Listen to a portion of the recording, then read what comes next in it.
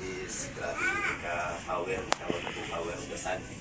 Last war, gubat na nagbubutan na kailangan na ito may ampingan, bawal manginambok sa akong ingon, sa unang paron na atong gamit, di mula pa kung kita nagasubra na, hubog ta. Mula ba niya itong gamit, panahon niya kita, di ta hubog. Kaya kini atong mga anghel good kung panahon niya hubog ta, layo atong anghel. Katay ko sa layo.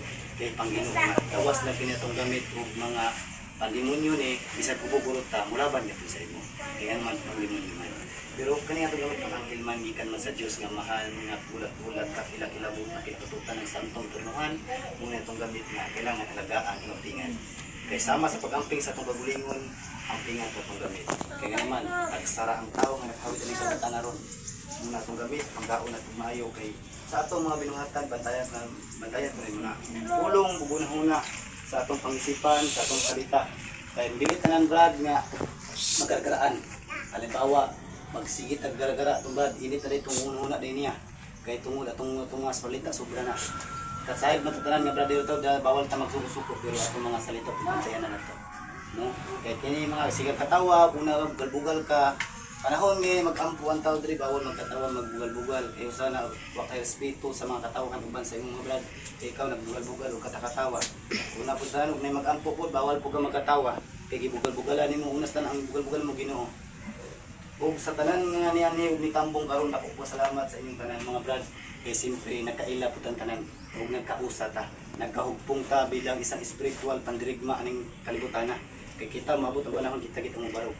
So kining gamit nato sagrado ni panahon nga di nato ni bugal-bugalan, dili nato ni tamas-tamasan, dili nato ni binubluangan. Mabitaw ning matinga mo singgulingan ano makaayo mo.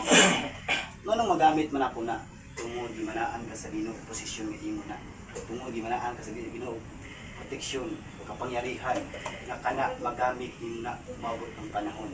Sa karon di man nimo ni magamit nimo pero maabot ang panahon magamit nimo na. Pero ayaw pagtingala imong gamit nga karon dayon ringon sundir na ka kay mandar. Usa gina kay winada nga dili ka masaligan.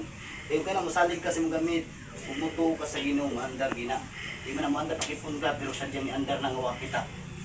Manigingon ang gamit nimo tinaguan sa apo-apohang tinaguan nga di makita ug buhay bisan kinsang makapungkadan tanan abiladan ang Ginoo lamang aning kabutanan.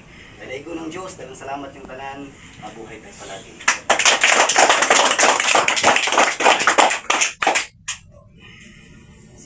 Salamat sa inyo. Pailaila di ako si Jason Espiritu Hilir ha. Ayaw kalimot isang beso din sa spiritual.